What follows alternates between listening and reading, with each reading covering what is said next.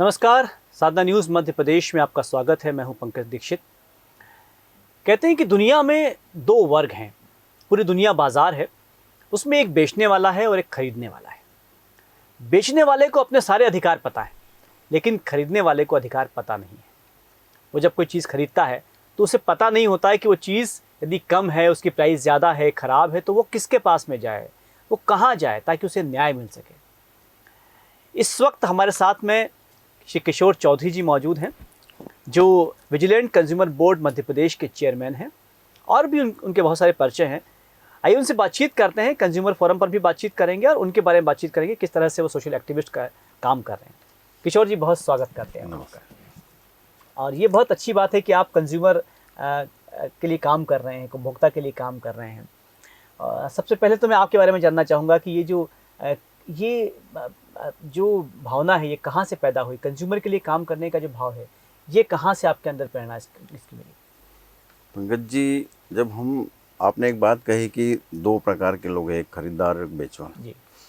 तो हम लोग खरीदारों की श्रेणी में आते हैं, क्योंकि बेचवालों की संख्या बहुत कम है और खरीदारों की संख्या तो अथाह है।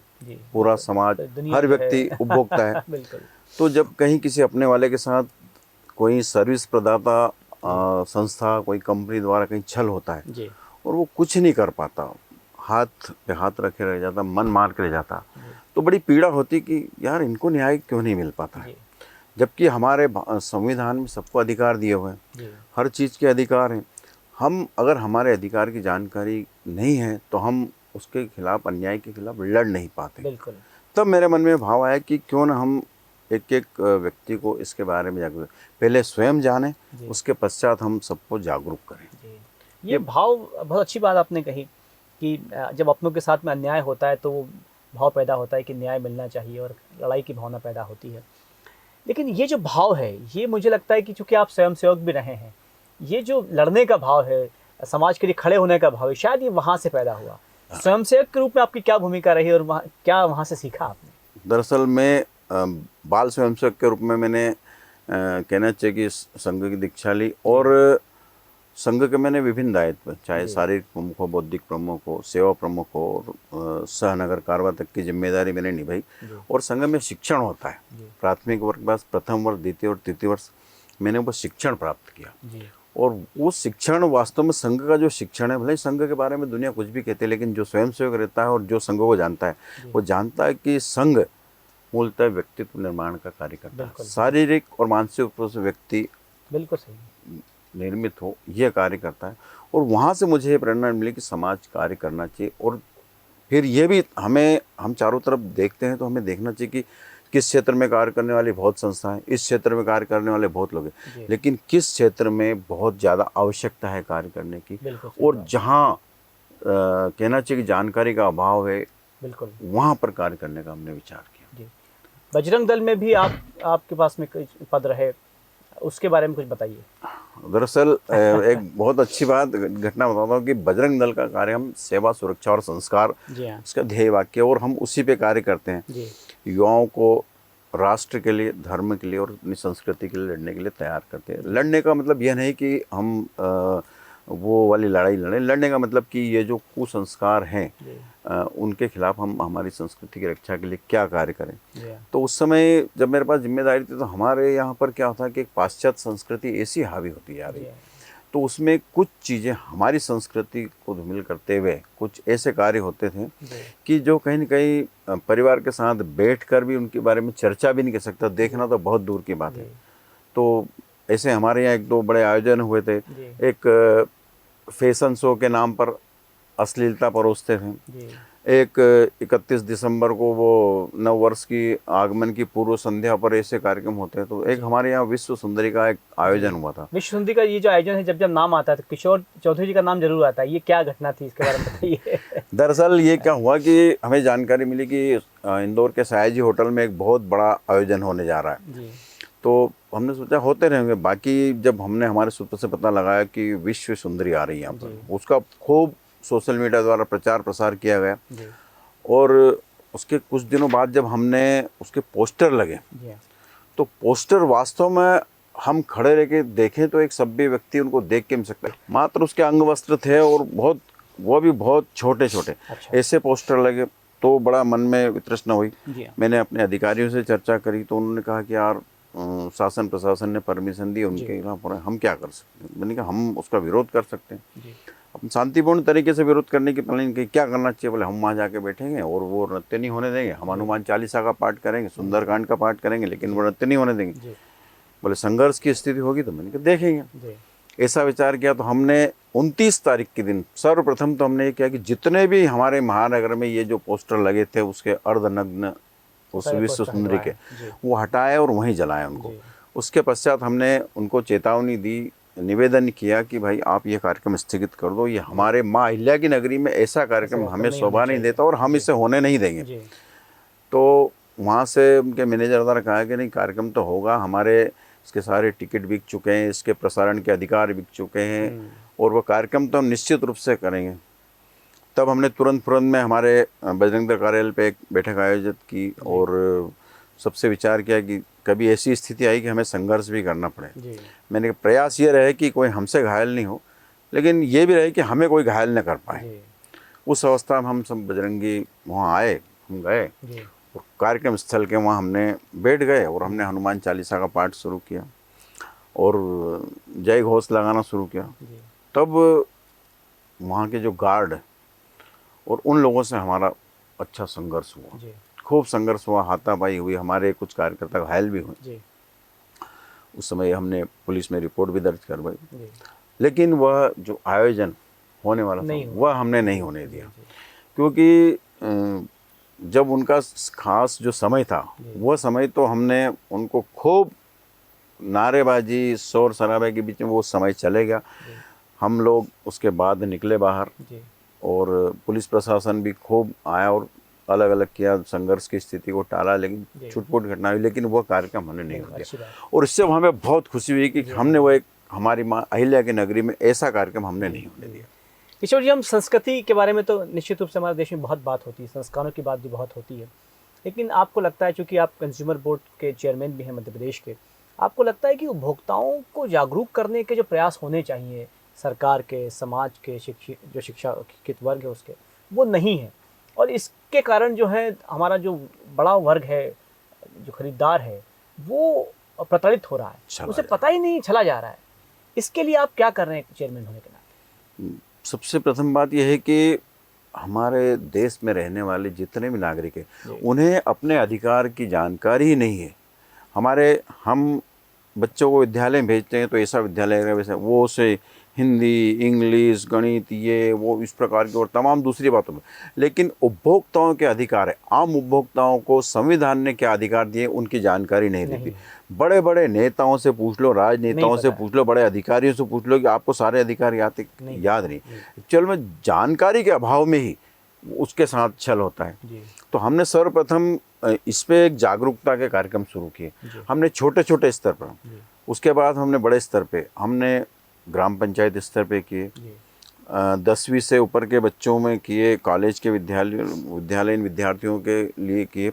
फिर हमने शासन से मांग करके कि भाई आप जैसे सबसे निचला जनप्रतिनिधि सरपंच कहते हैं हम जिसको, एक गांव का सरपंच होता है, तो हमने एक तहसील के जितनी पंचायत उनके सरपंच और पंचायत सचिव और उप सरपंच और सह सचिव, ग्राम सहायक, इनकी एक कार्यशाला आयोजित करी 2-3 घंटे की, उनको सारी जानकारियाँ दी। आंगनवाड़ी की जो बहनें होती हैं उनको जानकारी दी कि आप अपने स्तर पे जितनी जानकारी दे सकें, कम से कम एक आम उपभोक्ताओं को इसकी जानकारी मिले। ये जागरूकता का अभियान चला है। उसके बाद कई जगह क्या हुआ कि कहीं कोई ने कोई वस्तु खरीदी तो उसकी अगर मतलब क्वालिटी खराब है, गुणवत्ता में कमी है या उसके वजन में कमी है और वो दुकानदार से कहता है तो दुकानदार उससे इस तरीके से व्यवहार करता है कि अरे जाओ ये तो ऐसे ही आता है। कई जगह बहुत मतलब कहना कि उनको दुत्कार दिया जाता है उपभोक्ताओं को और वो मन मार के रह जाता। अब उसे मालूम नहीं कि मैं इसके खिलाफ कहाँ जा सकता हूँ। किसी पुलिस थाने में उसके खिलाफ कोई रिपोर्ट दर्ज नहीं हो सकती, वो कोर्ट में प्राइवेट परिवाद दायर नहीं कर सकता क्योंकि उस जानकारी नहीं। अभी किसी वकील के पास जाएंगे तो बोले इसमें क्या, इसमें क्या, इसमें कौन सी धारा में प्रकरण दर्ज होगा, इसमें नहीं हो सकता। तब हमने उन चीज़ों को पकड़ा। हमने हमारे स्तर पे, हमारे आसपास के स्तर पे ये जो जागरूकता अभियान चला, इनके साथ जगह जगह हमने हमारे नंबर भी दिए, लोगों को बोला, और किसी एक व्यक्ति के साथ अगर कुछ हुआ और हम उसके लिए लड़े, उपभोक्ता फोरम में केस लेके गए, उसको वहाँ से न्याय मिला, वो 10 जगह बोलेगा और वो 10 लोग और 10 लोगों को बोलेंगे, तो वो बड़ी। और इस प्रकार हमने यहाँ पर इंदौर में बहुत सारी बड़ी बड़ी कंपनियों से जो जिनके साथ कहने से गुणवत्ता में कमी थी या वजन में कमी थी या कोई त्रुटि थी और वो उस व्यक्ति को न्याय नहीं मिल पा रहा था, हम उनके लिए लड़े और उनको न्याय मिला। तो अच्छा, इसमें सबसे बड़ी बात क्या रहती है कि व्यक्ति को कोई राजनेताओं के पास जाने का कोई काम नहीं रहता, किसी अधिकारी के पास जाने का। वो अगर उपभोक्ता फोरम में आया तो फिर फोरम उसके साथ न्याय दिलाता है। किशोर जी, क्या कुछ ऐसे उदाहरण आपके पास में हैं कि आपने लड़ाई लड़ी हो और आप जीते हों? ये कहानियाँ चूँकि जब आप सुनाएंगे, बताएंगे, तो जो देख रहे हैं दर्शक वो जागरूक होंगे, उन्हें विश्वास पैदा होगा कि यदि वो लड़ेंगे, अपने अधिकारों की बात करेंगे तो जीत मिलेगी। बहुत से उदाहरण है, जैसे कैडबरी दुनिया की बहुत बड़ी कंपनी है, उसका एक चॉकलेट आता है 10 रुपये का, उस पर वजन अंकित रहता है 14 ग्राम, और हमने उसको तोलाया तो 8 ग्राम वजन निकला। अच्छा, आधा निकला, लगभग आधे के लगभग। अच्छा, हमने 50 दुकानदारों से गए, उनसे बातचीत करी, उनके वीडियो बनाए, उनसे बोला भी कि कभी ज़रूरत पड़ी तो आपको आपको वहाँ बयान देना पड़ सकता है, वैसे तो हम इसी से काम चलाएंगे। और जब हमने उपभोक्ता फोरम में वो प्रकरण लगाया तो दिल्ली से बड़े बड़े लायर आए और वो प्रकरण यहाँ चला, 7 महीने तक उसमें सुनवाई हुई और वो खूब आर्गुमेंट करे, वो कहने लगे 10 रुपये का चॉकलेट है। तो फिर हमने करीब 50 से ज़्यादा वीडियो बताया कि आपकी दुकान में कितने बिक जाते हैं। किसी ने कहा मेरे पास 1000 के बिक जाते हैं रुपये, किसी ने कहा 500 रुपये के मेरे यहाँ बिक जाते हैं प्रतिदिन। जब ये आंकड़ा आया तो लाखों रुपये का हेरफेर रोज। उपभोक्ता फोरम के जो माननीय न्यायाधीश ने उनसे कहा कि यह एक चॉकलेट का प्रश्न नहीं है, ये समाज में इंदौर की कुछ दुकानों की बात है, फिर इसके बाद पूरे मध्य प्रदेश, पूरे भारत में कितने बिकते होंगे। तब उनका बहुत अच्छा दंड उनको दिया और तुरंत ये निर्देश दिया कि जितने भी मार्केट में चॉकलेट है, या तो उनकी कीमत कम की जाए या हटाकर उन पे नए रेपर में की जाए, और जितना वजन अंकित करें उतना ही वजन होना चाहिए। उनको आदेश हुआ। हाँ, ऐसे ही एक उदाहरण, ओरिएंटल इंश्योरेंस कंपनी ने एक व्यक्ति की दुर्घटना में मृत्यु हो जाती है, उसका क्लेम कोर्ट ने खारिज कर दिया। वो हताश निराश हो गया था और उनके घर में वही एकमात्र कमाने वाला लड़का था, अच्छी बढ़िया उसकी जॉब थी, लेकिन वो चूंकि जिस वाहन के पीछे बैठा था और वाहन चालक के पास लाइसेंस नहीं था, उस वाहन का बीमा था, जिस वाहन से दुर्घटना हुई थी, एक्सीडेंट हुआ था, उसका भी बीमा था, वो भी दोनों वाहन पकड़े गए थे। अब चूंकि थर्ड पार्टी बीमा में भी ये रहता है कि व्यक्ति को तीसरे व्यक्ति की मृत्यु होती है वाहन से, तो उसे भी उसका वो भुगतान करना पड़ेगा। तो यहाँ से खारिज हो गया उसका। फिर हमने उसको उपभोक्ता फोरम में ले गए और मात्र 4 महीने में जो मात्र 3 न्यायाधीश की वो बैठती बेंच, उन्होंने मात्र 5 महीने में दिया और उसे 52 लाख रुपए का पारितोषिक दिया। बहुत अच्छी बात कि उनके घर में वही कमाने वाला लड़का था, यंग था, और उनके उसके 2 छोटे बच्चे और माता पिता बुजुर्ग, उनके लिए तो 52 लाख रुपए का पारितोषिक। ये उदाहरण दिखाते हैं कि आप एक उपभोक्ता के तौर पर लड़ेंगे अगर, तो निश्चित रूप से आपको न्याय मिलेगा। चौधरी जी, ये एक और पॉइंट ये है कि क्वालिटी कंट्रोल पर तो हम जानते ही हैं कि आजकल बड़ी बड़ी कंपनियों के जो प्रोडक्ट निकलते हैं वो ख़राब निकल जाते हैं। हम खुद आपके यहाँ, आपने भी कई बार महसूस किया होगा, मैंने भी खुद महसूस किया है कि हम लाते हैं और ख़राब निकलता है। अमूमन हम सोचते हैं 10 रुपये की 20 रुपये की चीज़ें सब छोड़ देते हैं। तो ऐसे में व्यक्ति क्या करे, कहाँ जाए, कैसे उसकी शिकायत करे? देखिए, सबसे आपने बहुत अच्छी बात पूछी कि व्यक्ति जाए कहाँ। हम मतलब यूँ तो 1 करोड़ तक का भी अगर कोई वो है क्लेम, तो जिला उपभोक्ता फोरम में आ सकते हैं। अगर इससे ऊपर का आता तो राज्य उपभोक्ता फोरम में, और 5 करोड़ से ऊपर के कोई वो है तो केंद्र उपभोक्ता फोरम, सेंट्रल उसमें। लेकिन अधिकतर क्या होता है कि कीमत मान लो 10 रुपये, व्यक्ति ये सोच के रह जाता है कि 10 रुपये के पीछे क्या जाऊँगा। अब यदि किसी व्यक्ति ने उसको 10 रुपये के पीछे की, जैसे वो कैडबरी चॉकलेट को लेकर उठा, तो अगर उसने आवाज़ उठाई तो 50 लोगों को प्रेरित करेगा, 100 लोगों को प्रेरित करेगा कि अगर अन्याय हो रहा तो उसके खिलाफ आवाज़ उठा सकते हो। तो हम लोग क्या करते हैं, समाज में इधर उधर मौखिक बातें करते करते लोगों को, और फिर सोशल मीडिया के द्वारा, आप लोगों के द्वारा ये बात सब दूर हुई कि देखो ये उपभोक्ता फोरम है और ये उपभोक्ताओं को न्याय दिलाने के लिए कार्य करते हैं, ये जो संस्था है ये इनके लिए कार्य करती है। तब हम कई बार क्या होता है कि व्यक्ति इस डर से नहीं आ पाता कि पता नहीं वहाँ पे उसकी कोर्ट फीस कितनी लगेगी, वकील की फीस कितनी लगेगी। हाँ, तब हम उनको कहते हैं कि आप तो 1 रुपया भी मत लाइए। मान लो हमने कहीं से उसके आवेदन को टाइप करवाया, लिखवाया, उसको 150 रुपये, तो हम 2-4 लोग मिलके वो भी दे देते हैं कि ठीक है। हमारे पास अच्छे विद्वान वकील भी हैं कि वो निःशुल्क भी वहाँ पे पैरवी करते हैं। हाँ, कि उपभोक्ताओं के लिए लड़ते हैं, बोले यूँ तो खूब लड़ते हैं लेकिन उपभोक्ताओं के लिए हम ये लड़ेंगे। और उस कारण हम क्या होता है कि विजय प्राप्त कर जाते हैं इनमें और व्यक्ति को न्याय दिलाने में सफल होते हैं। क्वालिटी कंट्रोल पर तो फिर भी थोड़ा सा अवेयरनेस है, लेकिन प्राइस कंट्रोल की जहाँ बात आती है वहाँ पर तो मुझे लगता है अंधेर कर दी है, किसी कुछ पता ही नहीं। हमारे देश में बड़े दुर्भाग्य की बात है, दुनिया का सबसे बड़ा बाजार हमारा देश है। आज दुनिया का सबसे बड़ा बाजार हमारा देश है, भारत देश। अब हमारे यहाँ पर ये बात आपने कही ना कि क्वालिटी कंट्रोल है, अगर कहीं उसकी गुणवत्ता में कमी है, क्वालिटी में कोई वो है तो उसके लिए हम शिकायत कर सकते हैं और उस पर कार्रवाई हो जाती है। लेकिन प्राइस कंट्रोल नहीं है।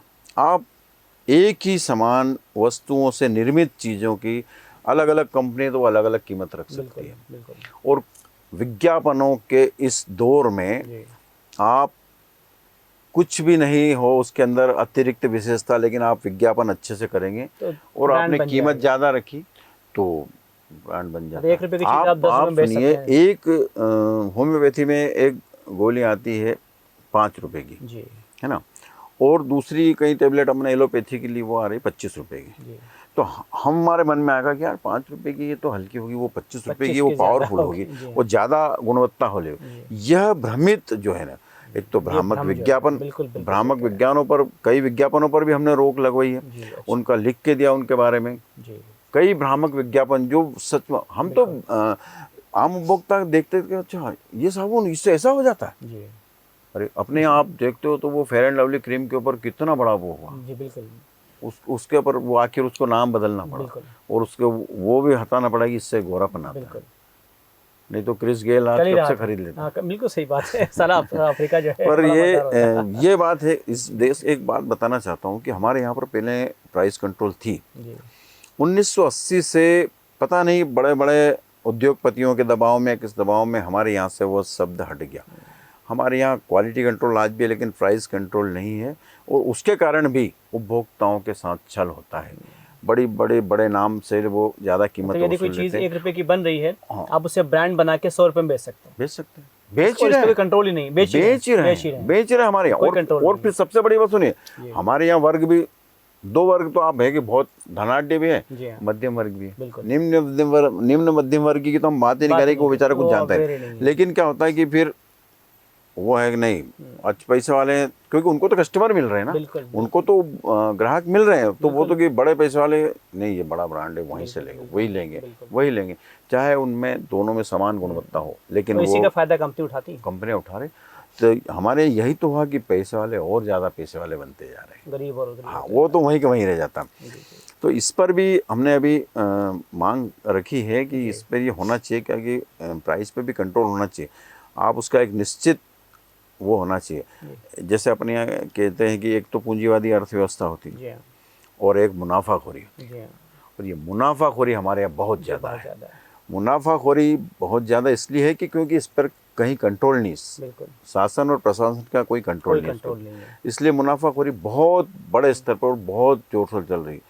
विदेशी कंपनियां भी कर रही है, उनको मालूम है कि भारत तो बहुत अच्छा बाजार है। बड़ा आश्चर्य, कंट्रोल क्यों नहीं है। हाँ, ये इतने बड़ा हमारा दुनिया का सबसे बड़ा लोकतंत्र है, सबसे बड़ा बाजार है, लेकिन फिर भी इस ओर शासन का ध्यान नहीं जा रहा। किशोर जी, ऑनलाइन कोई प्लेटफॉर्म है जहाँ पर घर बैठ के ही व्यक्ति के, आजकल हर व्यक्ति के हाथ में मोबाइल है, हाँ, क्या ऑनलाइन वो रिपोर्ट कर सकता है? बिल्कुल कर सकता है। अभी हमारे इसमें इनमें सभी जगह अभी जो मार्च में उपभोक्ता अधिकार दिवस पे एक नई घोषणा हुई और आम उपभोक्ता घर बैठे बैठे भी उपभोक्ता फोरम में अपनी शिकायत दर्ज करा सकता है। उसके साथ उसका बिल होना आवश्यक है। जो वस्तु खरीदी उसका बिल होना आवश्यक है, बस।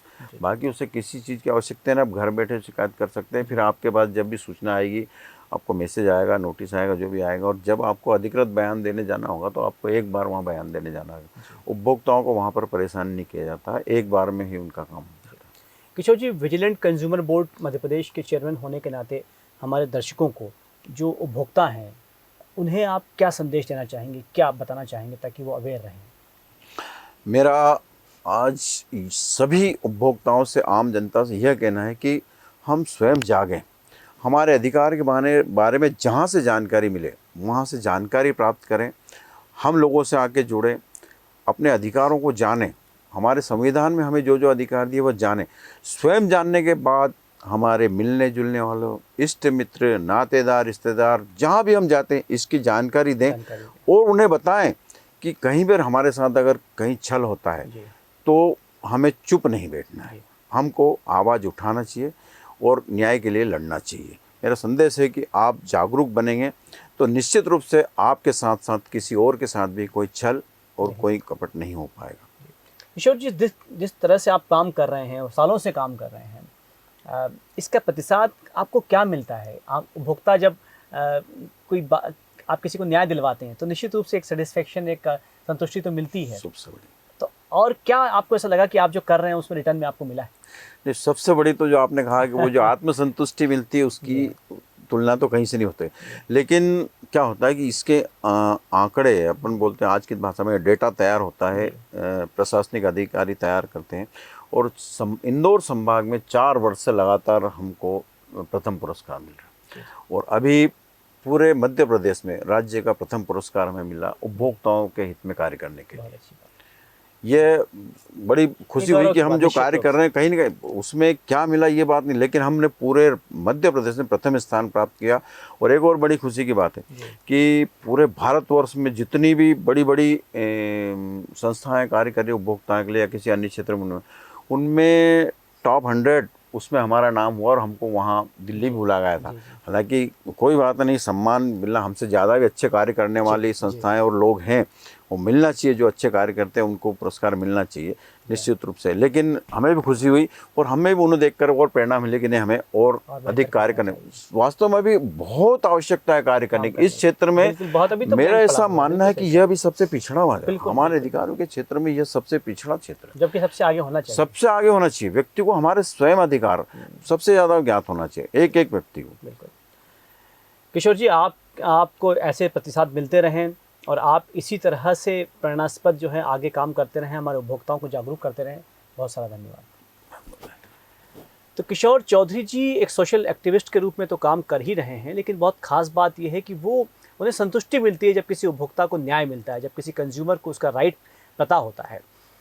निश्चित रूप से हम कंज्यूमर हैं और हमें पता होना चाहिए कि हमारे साथ में क्या छल हो रहा है, क्या कपट किया जा रहा है बाज़ार के द्वारा, एक दुकानदार के द्वारा, एक इंडस्ट्रियलिस्ट के द्वारा। जागरूक होना बहुत ज़रूरी है और निश्चित रूप से ये कार्यक्रम जो है आपको और जागरूक करेगा। इस कार्यक्रम को देखिए और अपने लोगों को शेयर कीजिए ताकि ज़्यादा से ज़्यादा लोग इससे जागरूक हो सकें और अपने अधिकारों को जान सकें। बहुत सारा धन्यवाद। आप देखते रहिए साधना न्यूज़ मध्य प्रदेश।